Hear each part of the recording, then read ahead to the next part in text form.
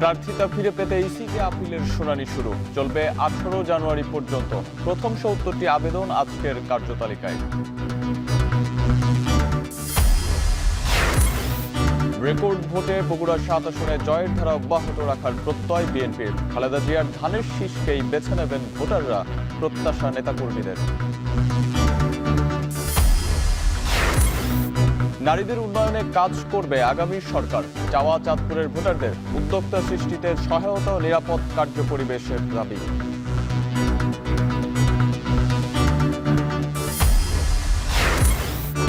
শৈত্যপ্রবাহ ঘন কুয়াশায় ময়মনসিংহ অঞ্চলের বোরো বীজতলায় ক্ষতি। বিপাকে কৃষক, শীতে বাড়ছে ঠান্ডাজনিত রোগ।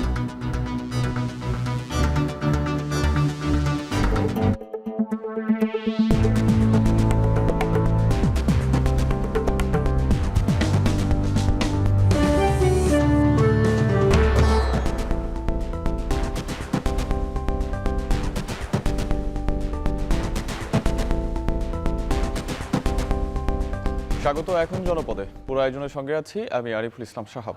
রাজধানীর আগারগাঁওয়ের নির্বাচন কমিশনে মনোনয়ন গ্রহণ বাতিলের বিরুদ্ধে করা আপিলের শুনানি শুরু হয়েছে, চলবে 18 জানুয়ারি পর্যন্ত। আজ শুনানি হচ্ছে 1 থেকে 70 পর্যন্ত। এ বিষয়ে আরও জানাতে সেখান থেকে সরাসরি যুক্ত হচ্ছেন সহকর্মী শাহাদাত অভ্র। অভ্র, এখনো পর্যন্ত কোনো আবেদনের নিষ্পত্তি হয়েছে কিনা জানাবেন?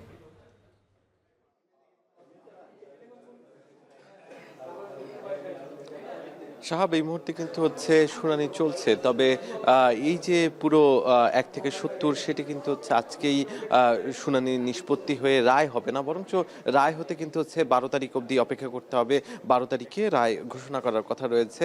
ইতিমধ্যে নির্বাচন কমিশন গতকালকে একটি বিজ্ঞপ্তির মাধ্যমে জানানো হয়েছে যে আজকের যে ধারাবাহিকভাবে 1 থেকে ক্রমিক 1 থেকে 70 পর্যন্ত, যেটি কিনা প্রথমেই রংপুর 3 আসনের শাহরম চৌধুরী থেকে শুরু করে এই যে শুনানি চলবে কিন্তু হচ্ছে ঠিক 70 পর্যন্ত। সেই সময় পর্যন্ত কিন্তু এখানে যারা কিনা অপেক্ষমান আছে 70 পর্যন্ত, প্রত্যেকেই কিন্তু হচ্ছে তার সাথে করে 2 জন করে সঙ্গী নিয়ে ঢুকতে পারছেন নির্বাচন কমিশনের যে সচিবালয়, সেই সচিবালয় অডিটোরিয়ামে। সেখানে কিন্তু হচ্ছে আপিল নিষ্পত্তির যেই ব্যবস্থা সেটি করা হয়েছে। ইতিমধ্যেই আমরা দেখতে পেয়েছি যে প্রধান নির্বাচন কমিশনার, তার পাশাপাশি ইসির সিনিয়র সচিব তিনি, এবং তার পাশাপাশি আমরা দেখতে পেয়েছি যে একটি ইলেকশন কমিশনের যে প্রতিনিধি দল, তারা কিন্তু হচ্ছে সেখানে উপস্থিত হয়েছেন, এবং যে যুক্তিতর্ক সেটির জন্য কিন্তু আইনজীবীদের আমরা প্রবেশ করতে দেখেছি ভেতরে। আমি কিছুক্ষণ আগে দেখে এসেছি যে সেখানে কিন্তু যুক্তিতর্ক চলছে যে কি কারণে এই যে আপিল করা হয়েছে এবং কি কারণে নির্বাচনে যেই প্রার্থিতা মনোনয়ন ফিরে পাওয়ার যে বৈধতার বিষয়টি রয়েছে, সেটি কিন্তু হচ্ছে কেন ফিরে পাওয়া প্রয়োজন, সেটি কিন্তু হচ্ছে যুক্তি দিচ্ছে যারা প্রার্থীর পক্ষের আইনজীবী তারা। তার পাশাপাশি রিটার্নিং কর্মকর্তার পক্ষ থেকেও কিন্তু তাদের যেই যুক্তি আছে সেটিও কিন্তু উপস্থাপন করার সুযোগ রয়েছে। সেই জায়গা থেকে রিটার্নিং কর্মকর্তাও কিন্তু কি কারণে আদতে তাদের যে মনোনয়ন পত্রগুলো সেগুলো বাতিল করা হয়েছিল সেটির পক্ষে যুক্তি দিচ্ছে। সেই ক্ষেত্রে এই যে সময়টা পেয়েছে 10 তারিখ পর্যন্ত, 9 তারিখ পর্যন্ত, সেই সময়ের মধ্যে যদি সেই বিষয়গুলো সুরাহা করে কিংবা নিষ্পত্তি করে, সেই বিষয়গুলো সমাধান করে, সেই ক্ষেত্রে কিন্তু বলাই চলে যে তারা এই যে মনোনয়নপত্রের যেই বৈধতা সেটি ফিরে পেতে কোনো বাধা আর থাকলো না, এমনটাই কিন্তু হচ্ছে নির্বাচন কমিশনের পক্ষ থেকে জানানো হয়েছে। প্রার্থীরা বলছে তাদের প্রার্থিতা এখানে আসা প্রত্যেকেই এখানে এসেছে প্রায় হচ্ছে 650 প্রার্থী, তারা প্রত্যেকেই কিন্তু বলছে তাদের প্রার্থিতা ফিরে পাবে। এই ছিল আমার কাছে নির্বাচন কমিশন থেকে সর্বশেষ। নির্বাচন কমিশনে মনোনয়ন গ্রহণ বাতিলের বিরুদ্ধে করা আপিলের শুনানি শুরু হয়েছে। সেখান থেকে সরাসরি আমাদের সঙ্গে বিস্তারিত জানাতে যুক্ত ছিলেন শাহাদাত অভ্র। 2008 সালের জাতীয় সংসদ নির্বাচনে বগুড়া 7 আসনে বেগম খালেদা জিয়ার প্রায় 90% ভোট পেয়েছিলেন। তার মৃত্যুর পর বগুড়া 7 আসনের প্রার্থীও ভোটারের একই সমর্থন আশা করছেন। রাজীব সেলিমের প্রতিবেদন, ছবি তুলেছেন রবিউল ইসলাম। রাজনৈতিক জীবনের শুরু থেকেই বেগম খালেদা জিয়া জাতীয় নির্বাচনে অংশ নিয়েছেন বগুড়া 7 আসন থেকে। 1991 থেকে 2008 সাল পর্যন্ত সব নির্বাচনেই রেকর্ড পরিমাণ ভোটে নির্বাচিত হয়েছেন তিনি। সবশেষ ত্রয়োদশ জাতীয় সংসদ নির্বাচনেও তার মনোনয়ন জমা দেয়া হয় এই আসন থেকেই। বেগম খালেদা জিয়ার পাশাপাশি এই আসনে মনোনয়নপত্র জমা দেন গাবতলী উপজেলা বিএনপির সভাপতি মোর্শেদ মিল্টন। এখন বেগম জিয়া প্রয়াত হওয়ায় বগুড়া ৭ আসনে তিনিই হতে যাচ্ছেন বিএনপির কাণ্ডারি। দেশনেত্রী বেগম খালেদা জিয়া যেভাবে বগুড়ার সাথের মানুষকে, জনগণকে, নেতাকর্মীকে যেভাবে ভালোবাসত, আমি যেন তেমনি ইনশাল্লাহ ভালোবাসতে পারি। বিগত দিনের যে অসমাপ্ত কাজগুলো আছে ইনশাল্লাহ আমি সমাপ্ত করার ইনশাল্লাহ চেষ্টা করব। এদিকে বগুড়া ৭ আসনে জামায়াতে ইসলামীর প্রার্থী গোলাম রব্বানীর মতে খালেদা জিয়ার মৃত্যুর পর বদলাতে শুরু করেছে ভোটের সমীকরণ। তাই এই আসনের ইতিহাস বদলে দিতে ভোটের দৌড়ঝাঁপ শুরু করেছেন তিনি। বেগম জিয়া চলে যাওয়ার পর কী ধরনের প্রতিক্রিয়া হচ্ছে, আমি নির্বাচনের মাঠে কাউকে অযোগ্য মনে করি না, সবাইকে যোগ্য মনে করি। জনগণ যাকে ভোট দেবে সেই হবে নির্বাচিত প্রতিনিধি। গাবতলী শাহজাহানপুর মিলে গঠিত বগুড়া ৭ আসনের প্রায় ৫.৫ লাখ ভোটারের চাওয়া তাদের সামগ্রিক উন্নয়ন। দীর্ঘদিন উন্নয়ন বঞ্চিত এই মানুষগুলো প্রার্থীদের ইশতেহার দেখেই সিদ্ধান্ত নেবেন ভোট দেওয়ার বিষয়ে।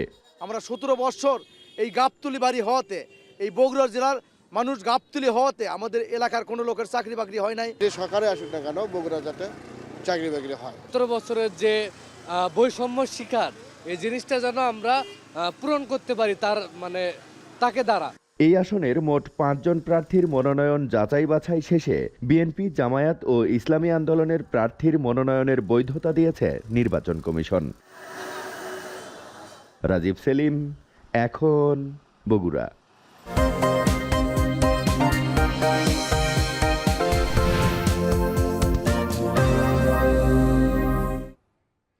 ত্রয়োদশ জাতীয় সংসদ নির্বাচনের আমেজ বইছে খুলনা জেলা জুড়ে। এরই মধ্যে বিভিন্ন রাজনৈতিক দলের প্রার্থীরা জমা দিয়েছেন তাদের মনোনয়নপত্র। অপেক্ষায় রয়েছেন প্রতীক বরাদ্দ পাওয়ার জন্য। সংসদীয় আসনগুলোর ভোটাররা দিন গুনছেন ১২ ফেব্রুয়ারি নির্বাচনের জন্য, যেখানে তারা কাঙ্ক্ষিত প্রার্থীকে ভোট দেবেন। এ নিয়ে আরও জানাতে খুলনা ১ আসনের সাতচুইবুনিয়া বাজার এলাকায় রয়েছেন মিয়া আমিরুল। সেখান থেকে তিনি আমাদের সঙ্গে যুক্ত হবেন। আমিরুল, জেলায় নির্বাচনী আমেজ কেমন দেখছেন এবং ভোটাররা কি বলছেন, বিস্তারিত জানাবেন।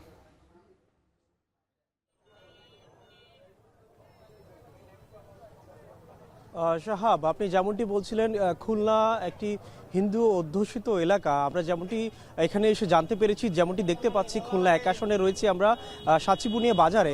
এখানে মূলত বেশিরভাগ ক্ষেত্রেই আমরা দেখেছিলাম যে বিএনপি এবং জামায়াতের অবস্থান খুব একটা শক্ত ছিল না। স্বাধীনতা পরবর্তী যতগুলো নির্বাচন হয়েছে, 12টি নির্বাচন, সেক্ষেত্রে আমরা দেখেছিলাম যে বিএনপি দুবারই তারা জয়ী হয়েছিল এবং জামায়াত কখন এখানে জয়ী হতে পারেনি। তবে এখানে যে সবচেয়ে বেশি আলোচনা রয়েছে যে জামায়াতের যে প্রার্থী রয়েছে কৃষ্ণ নন্দী, যাকে নিয়ে খুব আলোচনা ছিল যে তিনি জামায়াতের হয়ে কিভাবে নির্বাচন করবেন, তিনি যেহেতু হিন্দুদের হয়ে প্রতিনিধিত্ব করছেন। সেক্ষেত্রে আমরা দেখেছিলাম যে হিন্দুদের সাথে তার একটি টানাপোড়েন রয়েছে। তবে এটির সুযোগ নিচ্ছে কিন্তু আবার যে বিএনপির প্রার্থী রয়েছেন তিনি। আমরা এখানকার যে মানুষ যারা রয়েছেন তাদের সাথে কথা বলছিলাম, জানার চেষ্টা করছিলাম। এখানে যেহেতু বেশিরভাগ মানুষই কৃষি কিংবা অন্যান্য যে অর্থনৈতিক কার্যক্রমগুলো রয়েছে তাদের সেটির সাথে সংশ্লিষ্ট, তার যে ভাষ্য যে মূলত যারাই নির্বাচিত হবেন কিংবা যে প্রার্থীরাই তাদের সাথে কাজ করবেন তারা কিন্তু তাদেরকে ভোট দেওয়ার জন্য মুখিয়ে আছেন। এক্ষেত্রে আমরা দেখেছিলাম যে জামায়াতের যে প্রার্থী রয়েছেন কৃষ্ণ নন্দী, তার যে বিভিন্ন সাম্প্রতিক কার্যক্রম আপনি হয়তো দেখেছেন, সেটি ঘিরে একটি আলোচনা সৃষ্টি হয়েছে। সেটি ঘিরে আবার বিএনপির প্রার্থী কিন্তু এগিয়ে রয়েছে।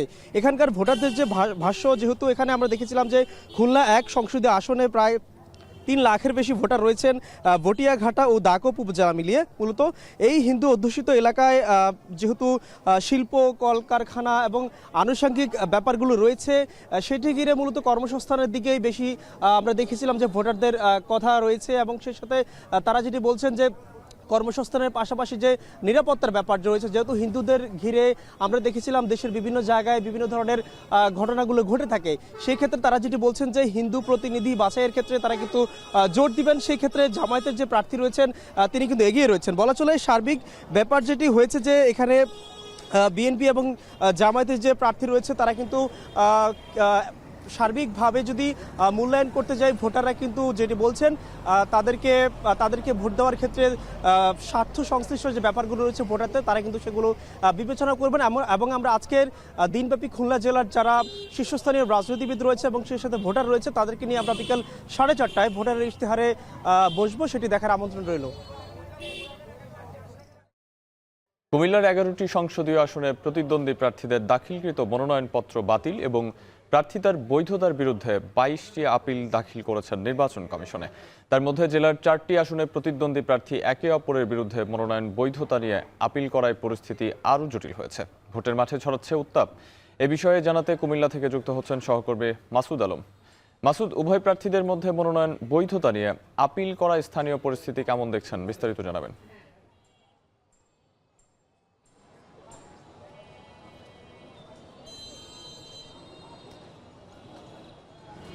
11টি সংসদীয় আসনের মধ্যে কুমিল্লার 4টি আসন রয়েছে। কুমিল্লা 3, 4, 6 এবং 11 আসনে একে অপরের বিরুদ্ধে প্রার্থিতার বৈধতা নিয়ে যে নির্বাচন কমিশনে আপিল করেছেন সেই বিষয় কিন্তু আমরা দেখেছি আসনগুলোতে এক ধরনের উত্তাপ পরিস্থিতি বিরাজ করছে, ছড়িয়ে পড়েছে।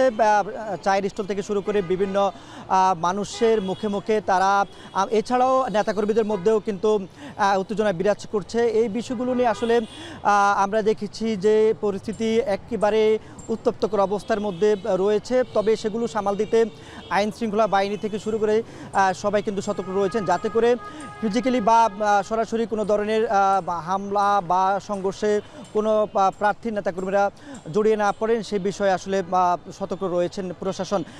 তবে আমি যদি জানাই, কুমিল্লায় এই যে 11টি সংসদীয় আসন থেকে এখন পর্যন্ত 12 জন প্রার্থী নির্বাচন কমিশনে আপিল করেছেন। তাদের মধ্যে যাদের মনোনয়নপত্র বাতিল হয়েছে তারা রয়েছেন। একই সঙ্গে যাদের প্রার্থিতা বৈধ হয়েছে তাদের প্রার্থিতার বৈধতার বিরুদ্ধে আপিল করেছেন প্রতিদ্বন্দ্বী প্রার্থী। এখন পর্যন্ত যে সকল প্রার্থী তাদের মনোনয়ন বাতিল এবং অপর প্রার্থীর বৈধ প্রার্থিতা চ্যালেঞ্জ করে যে আবেদন করেছেন সেগুলো শুনানি কিন্তু আজ থেকে শুরু হচ্ছে। আজকে এবং আগামীকাল 6টি আসনের প্রার্থীদের যে আপিলগুলো রয়েছে সেগুলোর বিষয়ে শুনানি হবে। তো যে শুনানি পর্যন্ত কিন্তু এখনও অপেক্ষা রয়েছেন এখানকার ভোটাররা এবং সাধারণ মানুষ। কারণ হচ্ছে, যদি কোনো আসনের প্রার্থিতা বাতিল হয় তাহলে হচ্ছে কুমিল্লার যে 11টি সংসদীয় আসনে সেখানে নির্বাচনী সমীকরণটা একটু পাল্টে যেতে পারে, সেটাই আসলে আশঙ্কা করছেন। তবে এই কুমিল্লা 2-3 আসনে যে বিএনপির মনোনীত প্রার্থী কাইকোবা, তার মনোনয়নের বিরুদ্ধে আসলে আপিল করেছিলেন জামায়াত প্রার্থী। একই সঙ্গে কুমিল্লা 3 আসনে হাসনাত আবদুল্লাহর প্রার্থিতা নিয়ে আসলে গতকালকে তার প্রার্থিতা নিয়ে আসলে তার বিরুদ্ধে আপিল করেছিলেন নির্বাচন কমিশনে একই আসনের বিএনপির প্রার্থী। তো এভাবে আসলে প্রার্থীর বিষয়ে আসলে উঠে আসছে বিষয়গুলো। তো এ ছিল কুমিল্লা থেকে।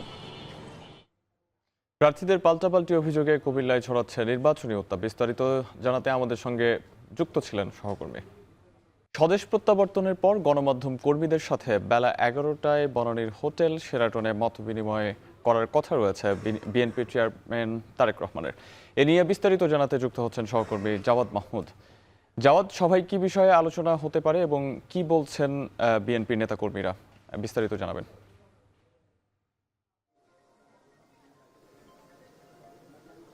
শাহাব, তারেক রহমানের স্বদেশ প্রত্যাবর্তনের পর তিনি প্রথম গণমাধ্যম কর্মীদের সাথে মতবিনিময় সভার আয়োজন করেছেন।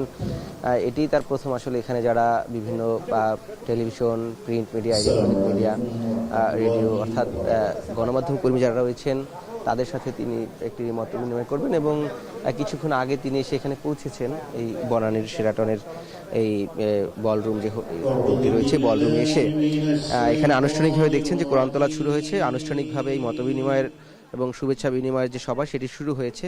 কিন্তু তারেক রহমান এখানে এই বলরুমে ঢুকেই তিনি মূলত এখানে যারা গণমাধ্যম কর্মী আছে তাদের সবার সাথে পরিচয় একটি পর্ব ছিল, সেটি তিনি সম্পন্ন করেছেন।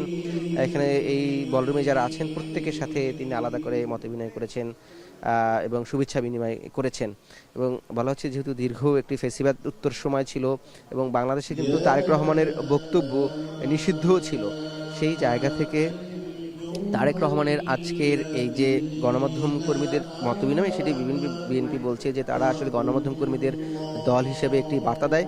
এবং তারেক রহমান যেহেতু দলের চেয়ারম্যান হিসেবে দায়িত্ব পেয়েছেন গতকালকেই, এবং এরপরেই আজকের এই বৈঠকের তাৎপর্যপূর্ণ হিসাবে এখানে যারা গণমাধ্যম করেছে তারাও মনে করছেন তারা মনে করছেন যে বিএনপি যেহেতু একটি বাংলাদেশের অন্যতম বড় রাজনৈতিক দল, সেই জায়গা থেকে তারা পলিসি নির্ধারণে এবং গণমাধ্যমের স্বাধীনতায় তারা কিভাবে কাজ করবে এবং সাংবাদিকদের সাথে কিভাবে দল হিসেবে কিংবা যদি আগামী জাতীয় সংসদ নির্বাচনে বিএনপি সরকার গঠন করতে পারে, সেই জায়গায় বিএনপির আসলে অবস্থানটা কি হবে এবং তারা গণমাধ্যম কর্মীদের সাথে বা গণমাধ্যমের সাথে একটি সৌহার্দ্যপূর্ণ সম্পর্ক তৈরি করেই আগামীর বাংলাদেশ বিনির্মাণের যে প্রতিশ্রুতি বিএনপি দিচ্ছে সেটি বাস্তবায়ন করবে, সেই বিষয়গুলো আসলে এখানে উঠে আসবে, সেই বিষয়গুলো এখানে আলোচনা হবে। কিন্তু সামগ্রিকভাবে যখন কিছুক্ষণ আগে এই মতবিনিময় সভাটি অর্থাৎ শুভেচ্ছা বিনিময় সভাটি আনুষ্ঠানিক শুরু করে এবং বিএনপির চেয়ারম্যান তারেক রহমান তিনি এখানে পৌঁছেন, তখন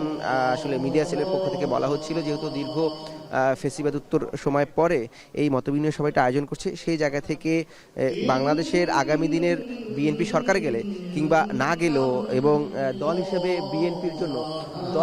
বিএনপির জন্য গণমাধ্যম কর্মীদের কী ধরনের সম্পর্ক এবং কী ধরনের সম্পর্কের উপর আগামীর বাংলাদেশ বিএনপি নির্মাণ করতে চায়, সেটির একটি বার্তা দেওয়ার জন্য মূলত এই মতবিনিময় সভাটির আয়োজন করা হয়েছে। এই ছিল বনানীর হোটেল শেরাটন থেকে আমার কাছে সবশেষ। সাহাব, কিছুক্ষণের মধ্যেই গণমাধ্যম কর্মীদের সঙ্গে বিএনপি চেয়ারম্যান তারেক রহমান মতবিনিময় শুরু করবেন, সে বিষয়ে বিস্তারিত জানাতে জাওয়াদ মাহমুদ যুক্ত ছিলেন আমাদের সঙ্গে। সারা দেশে জেঁকে বসেছে শীত, ঘন কুয়াশা ও ঠান্ডায় কৃষকরা বোরো ধানের আগাম প্রস্তুতি নিতে পারছেন না। অন্যদিকে ঠান্ডায় হাসপাতালগুলোতে বাড়ছে শীতজনিত রোগীর সংখ্যা। এ বিষয়ে বিস্তারিত জানাতে বগুড়ার শাহজাহানপুর এলাকা থেকে যুক্ত হচ্ছেন মাজেদুর রহমান, সিরাজগঞ্জ থেকে যুক্ত হচ্ছেন রিফাত রহমান। প্রথমে চলে যাচ্ছি বগুড়ায় মাজেদের কাছে। মাজেদ, বোরো ধান আবাদে কি ধরনের বিড়ম্বনায় পড়ছেন চাষিরা, জানাবেন।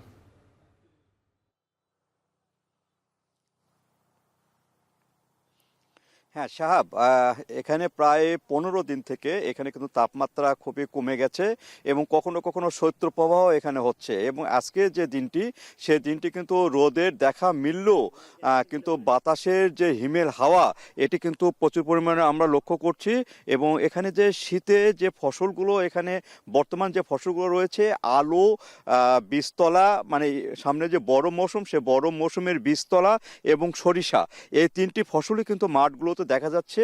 এবং এখানে যে আমরা আলুর জমিতে রয়েছি, এই আলুর জমিতে কিন্তু আমরা দেখছি যে প্রচুর পরিমাণে কৃষক তারা কিন্তু আলুর পরিচর্যা করছে এবং এখানে যে ছত্রাকনাশক ঔষধ সেটি কিন্তু পুনঃ কিন্তু এখানে ছিটানো হচ্ছে। এবং এখানে যে বীজতলাগুলো রয়েছে বড় মৌসুম, যে বড় মৌসুমে অনেকে কিন্তু আগাম বড় আবাদ করে থাকেন, সেই বীজতলাটা কিন্তু হলুদ বর্ণ ধারণ করছে এবং এটি কিন্তু কৃষক যে বলছেন সেটি কিন্তু বীজতলা কিন্তু অনেক বীজতলা নষ্ট হওয়ার সম্ভাবনা রয়েছে। আর কৃষি বিভাগ এখানে আজকে সকালে কৃষি বিভাগের সঙ্গে আমি কথা বলেছিলাম, সেখানে তারা বলেছেন যে বীজতলা যখন হলুদ বর্ণ ধারণ করবে তখন সে বীজতলা কিছু পরিচর্যার নিয়ম আছে, সেটি কিন্তু লিফলেট আকারে এবং কৃষকদের ডেকে ডেকে বলা হচ্ছে। বিশেষ করে এখানে যে বিকেলবেলা এবং কুয়াশার মধ্যে যেন বীজতলাকে ঢেকে দেওয়া হয়, তাছাড়া ছত্রাকনাশক ওষুধ মাঝে মাঝে যেন ছিটানো হয়, এইভাবে কিন্তু এখানে কৃষি বিভাগ থেকেও বলা হচ্ছে। আর এখানে সরিষাতেও ছত্রাকনাশক ঔষধ এখানে ছিটানো পরামর্শ দেওয়া হচ্ছে, আলুতে দেওয়া হচ্ছে এবং টিউবওয়েল থেকে যে পানি অর্থাৎ নিচ থেকে গভীর নলকূপ থেকে যে পানি সেটি কিন্তু দেওয়ার জন্য বলা হচ্ছে। এইভাবে কিন্তু কৃষক তাদের যে মাঠের পরিচর্যা সেটা করছে। পাশাপাশি এখানে যে ঠান্ডাজনিত যে কৃষকগুলো কাজ করছেন তারা ঠান্ডাজনিত রোগে কিন্তু অনেক সময় হাসপাতালে তাদেরকে যেতে হচ্ছে, সেই ক্ষেত্রে এখানে ডাক্তাররাও কিন্তু ভূমিকা রাখছেন যাতে করে তাদের অসুখ বিসুখ না হয় সেদিকে পরামর্শ দিচ্ছেন। এবং শীতের এই তীব্রতা যে আরও কতদিন থাকবে সেটি কিন্তু একবারে বলা যাচ্ছে না, তবে 15 তারিখ পর্যন্ত থাকবে বলে আবহাওয়া অফিস বলছেন। এবং আজকে যে তাপমাত্রা সেটি কিন্তু 10 ডিগ্রি সেলসিয়াস তাপমাত্রা বগুড়াতে বিরাজ করছে এবং হিমেল যে হাওয়া সে হাওয়াতে কিন্তু অনেক মানুষ বিপর্যস্ত হয়ে পড়েছেন এবং তারা কিন্তু আগুন জ্বালায়ে বিভিন্নভাবে শীত নিবারণের চেষ্টা করছেন। এবং এখানকার যে আবহাওয়া অফিস সেটি আবহাওয়া অফিস বলছে যে এই শীতের যে তীব্রতা সে তীব্রতা কিন্তু আরও 15 তারিখ পর্যন্ত থাকতে পারে। তো এই ছিল আমার কাছে বগুড়া থেকে যে শীতের তার সর্বশেষ। সিরাজগঞ্জ থেকে আমাদের সঙ্গে যুক্ত রয়েছেন রিফাত, হাসপাতালে শীতজনিত রোগে আক্রান্তদের চিকিৎসা কেমন চলছে আর রোগীর সংখ্যা বাড়ছে না কমছে, জানাবেন বিস্তারিত।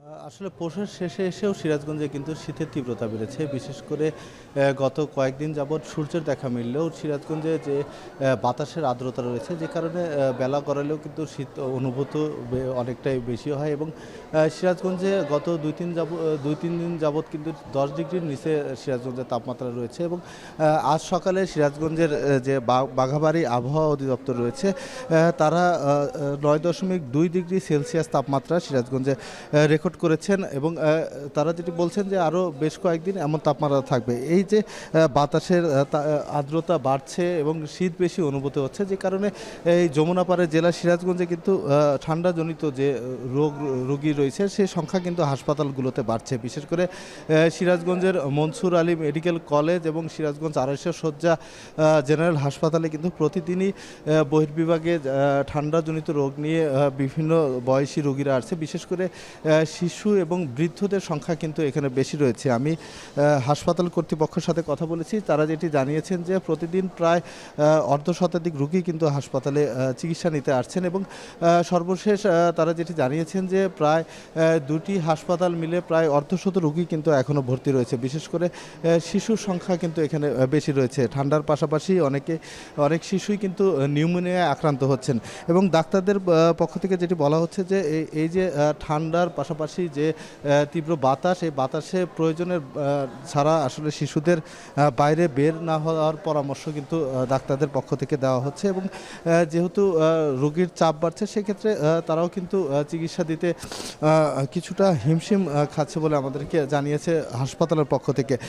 এছাড়া সিরাজগঞ্জের আসলে এই যে শীতজনিত যে রোগ, সেই রোগের প্রাদুর্ভাব বাড়ার পাশাপাশি যারা ছিন্নমূল মানুষ রয়েছে তারা কিন্তু সবচেয়ে বেশি দুর্ভোগে রয়েছেন এবং তাদের শীত নিবারণের যে শীতবস্ত্র সেটির কিছুটা সংকট রয়েছে বলে আমাদেরকে যারা ছিন্নমূল মানুষ রয়েছে তারা জানিয়েছেন। তো সিরাজগঞ্জের শীতজনিত রোগের প্রাদুর্ভাব নিয়ে এই ছিল আমার কাছে সবশেষ। টানা শৈত্যপ্রবাহে কৃষির পাশাপাশি জনজীবনে পড়েছে নানা সমস্যায় আর সংকটে, সেসব জানাতে বগুড়া এবং সিরাজগঞ্জ থেকে যুক্ত ছিলেন সহকর্মীরা।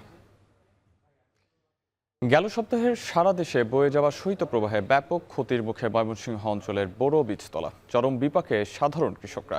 কৃষি বিভাগ এখনও শুরু করতে পারেনি ক্ষয়ক্ষতির হিসাবের কাজ। সরকারি প্রণোদনার দাবি জানিয়েছেন ক্ষতিগ্রস্তরা।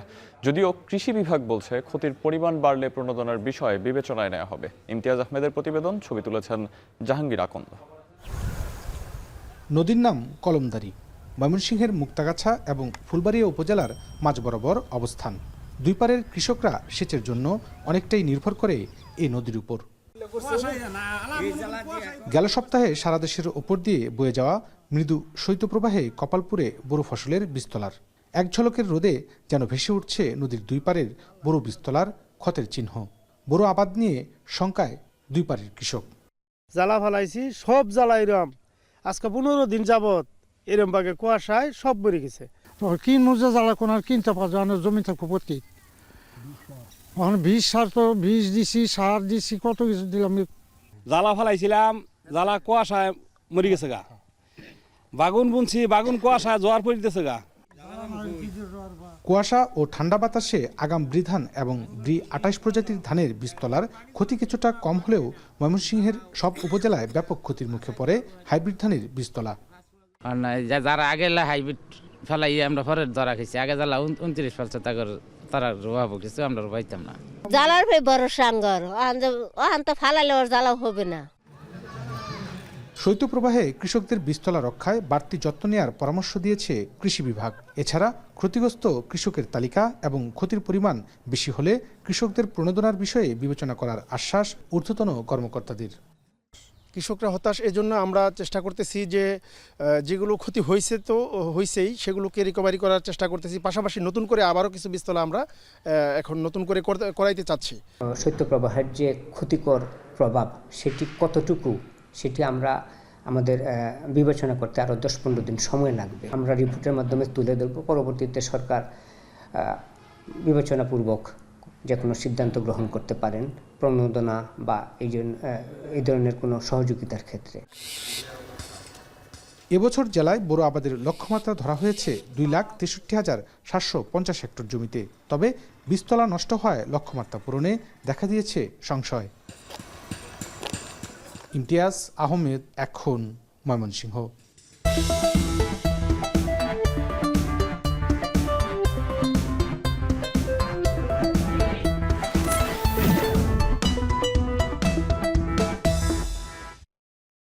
দরজায় করা যাচ্ছে জাতীয় নির্বাচন। নতুন সরকার দিয়ে নানা স্বপ্ন বুনছেন দেশের জনগণ। পিছিয়ে নেই নারীরাও। নিরাপত্তা, জীবন মান উন্নয়ন, উপযুক্ত কর্মপরিবেশ আর মর্যাদা নিশ্চিতে কাজ করবে সরকার, এমনটাই প্রত্যাশা নারীদের। বিস্তারিত তালহা জুবায়েরের প্রতিবেদনে। কেন্দ্র থেকে প্রান্ত, উন্নয়নের প্রতিটি ধাপে পুরুষের পাশাপাশি অবদান রাখছেন নারীরা। কিন্তু দুমুঠো খাবার জোগাড় কিংবা আত্মনির্ভরশীল হয়ে উঠতে নারীদের সংগ্রাম অনেকেরই চোখ এড়িয়ে যায়। চাঁদপুরের পুরানবাজার মোমপট্রি এলাকার ষাটোর্ধ্ব রাশিদা বেগম। এখনো শেষ হয়নি বয়সের ভারে নুয়ে পড়া এই বৃদ্ধার জীবন সংগ্রাম। বেঁচে থাকার তাগিদে স্থানীয় বউবাজারে বিক্রি করছেন সবজি। আশায় আছেন আগামীর সরকার হয়তো পাশে দাঁড়াবে প্রান্তজনে। আমি বয়স্ক মানুষ, আমি এখন কিছু কিনে শক্তি ভালো নাই, করতে পারি না। দৈন্য আর কাঁচামাচি নিয়ে বেশি এই সরকারে ভোট দেয়, এই সরকার যদি আমার দিকে চায় তো সরকারে ভোট পাইবে আল্লাহ। সমাজে এখনো প্রতিষ্ঠিত হয়নি নারী বান্ধব কর্মপরিবেশ। এখনো অবমূল্যায়িত প্রান্তিক নারীর শ্রমের মূল্য। তবে এসব প্রতিবন্ধকতা দূর করে অনেকেই মুখোমুখি টিকে থাকার লড়াইয়ে। আগামীর সরকার নারী সমাজের উন্নয়নে এগিয়ে আসবে, এমনটাই প্রত্যাশা বিভিন্ন শ্রেণী পেশার নারীদের। সুস্থ মতন নির্বাচন হোক, বা কোনো হালাহালি বা কোনো মারামারি বা কোনো নারী নির্যাতন, এটি আমরা চাই না। মেয়েদের পড়াশোনার ক্ষেত্রটা মানে আরো বেশি প্রসারিত হোক, তারপর কাজের ক্ষেত্রটা আরো নিরাপদ হোক। সকালে ঘর থেকে বের হয়েছি, সন্ধ্যার পরে রাতের পর আমরা যেন আবার বাসায় নিরাপদভাবে আমাদের বাচ্চার কাছে, আমাদের ফ্যামিলির কাছে ফিরে আসতে পারি, এরকম একটা দেশে আমরা চাই। দেশের অগ্রযাত্রায় পুরুষের পাশাপাশি প্রয়োজন নারীদের উন্নয়ন। শিক্ষা, নিরাপত্তার পাশাপাশি নারীদের কর্মক্ষম করতে প্রয়োজন উদ্যোক্তা সৃষ্টির। সুদমুক্ত ঋণ সুবিধার পাশাপাশি নারীদের ব্যবসার জায়গা দেয়া গেলে অগ্রযাত্রা আরো গতিশীল হবে। সরকার যদি আমাদেরকে নিরাপত্তা দিতে পারে তাহলে উদ্যোক্তা আরো তৈরি হবে। আর একটা দেশ কখনই আগাইতে পারবে না যদি নারীরা পিছিয়ে থাকে। নারীদেরকে যত বেশি কাজের সাথে ইনভলভ করবে, নারীদেরকে যত বেশি নিরাপত্তা জায়গাটাতে সরকার প্রতিশ্রুতিশীল হবে, তত বেশি নারীর কাছ থেকে অর্থনীতিতে অবদানের আরো বেশি ভূমিকা পাবে। জেলায় মোট ভোটার প্রায় 23,31,000। এর মধ্যে প্রায় 12 লাখ পুরুষ ভোটারের পাশাপাশি নারী ভোটার প্রায় 11,30,000, যাদের ভোটাধিকারে নির্বাচিত হবে আগামীর সরকার। তালহা জুবায়ের, এখন, চাঁদপুর। চট্টগ্রামের রেডিসন ব্লুতে অনুষ্ঠিত হচ্ছে এশিয়ান ইউনিভার্সিটি ফর উইমেনের 12তম সমাবর্তন। এতে প্রধান অতিথি হিসেবে উপস্থিত হয়েছেন বিশ্ববিদ্যালয়ের আচার্য ও সাবেক British first lady Cherie Blair. এছাড়া সমাবর্তনে বক্তা হিসেবে উপস্থিত আছেন অক্সফোর্ড বিশ্ববিদ্যালয়ের vice chancellor professor Irene Tracey. বিস্তারিত জানাতে সেখান থেকে যুক্ত হচ্ছেন কাজী মাহফুজ। মাহফুজ, সমাবর্তনের আনুষ্ঠানিকতা শুরু হয়েছে কিনা বিস্তারিত জানাবেন, এবং সমাবর্তনের বক্তারা কখন বক্তব্য শুরু করবেন?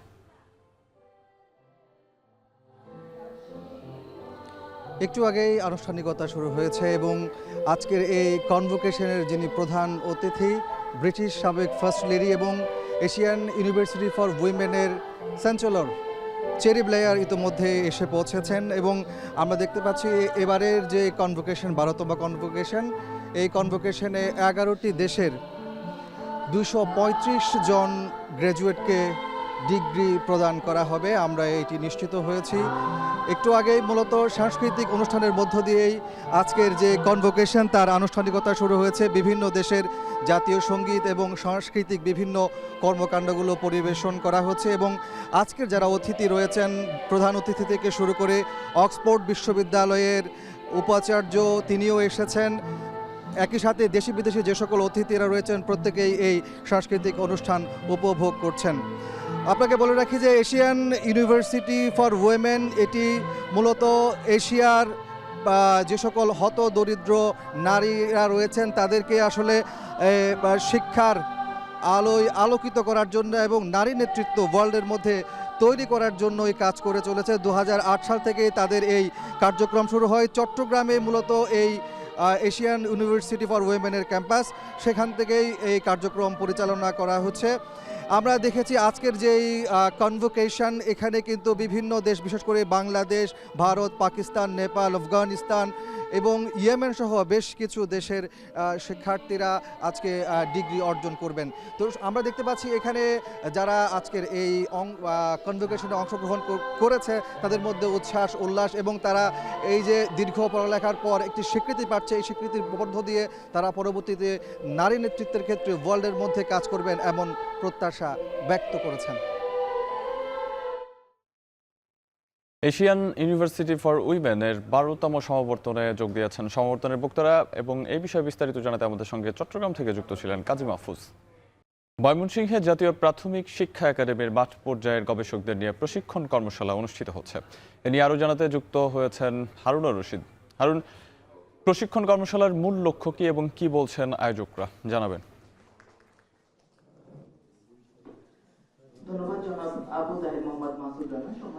শাহাব, জাতীয় প্রাথমিক শিক্ষা গবেষণা ইনস্টিটিউট ন্যাপ এর আয়োজনে কিন্তু এখানে 5 দিনব্যাপী একটি প্রশিক্ষণ কর্মশালা শুরু হয়েছে।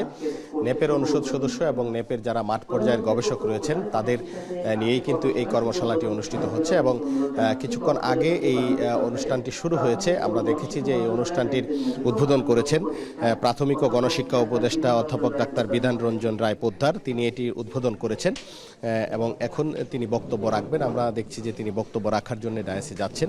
এবং এখানে আমি যদি একটু বলি যে জাতীয় প্রাথমিক শিক্ষা একাডেমি ন্যাপ এটি হচ্ছে প্রাথমিক শিক্ষার মান উন্নয়নে বিভিন্ন ধরনের গবেষণা কার্যক্রম এখান থেকে কিন্তু পরিচালিত হয়। তাদের প্রাথমিক শিক্ষার যে গবেষণামূলক যতগুলো কার্যক্রম আছে সবগুলোই কিন্তু এই জাতীয় প্রাথমিক শিক্ষা একাডেমি ন্যাপ থেকেই কিন্তু এটি বাস্তবায়ন হয়ে থাকে। এবং এখানে আমরা যেটি জানতে পেরেছি যে এখানে যে প্রশিক্ষণ কর্মশালাটি শুরু হয়েছে এটি ন্যাপের যারা কর্মকর্তা রয়েছেন এবং প্রাথমিক শিক্ষা সংশ্লিষ্ট যত ধরনের কর্মকর্তা রয়েছেন তাদের কিছু অংশ এই আজকের যে এখানে যে সেমিনার কিন্তু এখানে শুরু হয়েছে। এবং আমরা একটু যদি জানতে চাই যে এখানে যারা বক্তব্য রাখছে এখন প্রাথমিক এবং গণশিক্ষা উপদেষ্টা অধ্যাপক ডাক্তার বিধান রঞ্জন রায়, তিনি কিন্তু এখন কথা বলছেন। আমরা একটু সরাসরি যেতে চাই। প্রধান অতিথি আজকের যে অনুষ্ঠান সেটি উদ্বোধন করছেন, আমরা সরাসরি চলে যাচ্ছি সেখানে। ঠিক আছে, আপনারা দয়া করে এই করেন, আমি শুরু করবো কথাবার্তা বলা।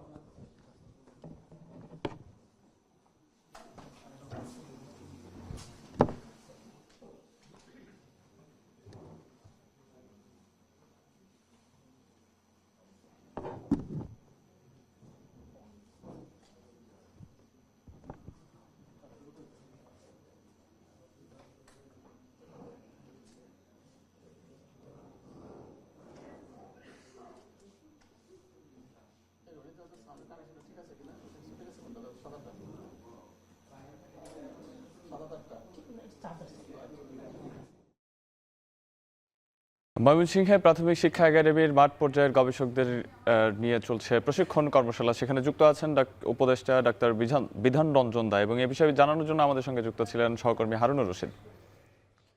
সাভারে আসামি গ্রেপ্তারের সময় পুলিশ সদস্যের উপরে হামলার ঘটনা ঘটেছে। আহত পুলিশ সদস্যকে উদ্ধার করে স্থানীয় হাসপাতালে চিকিৎসা দেওয়া হচ্ছে। গত রাত 10টার দিকে আশুলিয়ায় বাংলা বাজার এলাকায় এই ঘটনা ঘটে। পুলিশ জানায়, গোপন সংবাদের ভিত্তিতে রাতে বৈষম্য বিরোধী ছাত্র হত্যার আসামি সোহেল শিকদারকে গ্রেপ্তার করতে যায় আশুলিয়া থানা পুলিশ। এ সময় আসামির সহযোগীরা এসআই মনিরুল সহ সাথে থাকা কনস্টেবল ফারুকের মাথায় রড দিয়ে আঘাত করে। এতে মাথা ফেটে মারাত্মক জখম হন তিনি। পরে তাদের উদ্ধার করে হাসপাতালে ভর্তি করা হয়। অভিযুক্ত সোহেল শিকদার কার্যক্রম নিষিদ্ধ সংগঠন যুবলীগের স্থানীয় ওয়ার্ড শাখার সাংগঠনিক সম্পাদক বলে জানায় পুলিশ। এ ঘটনায় দোষীদের দ্রুত আইনের আওতায় আনার চেষ্টা চলছে বলেও জানানো হয়।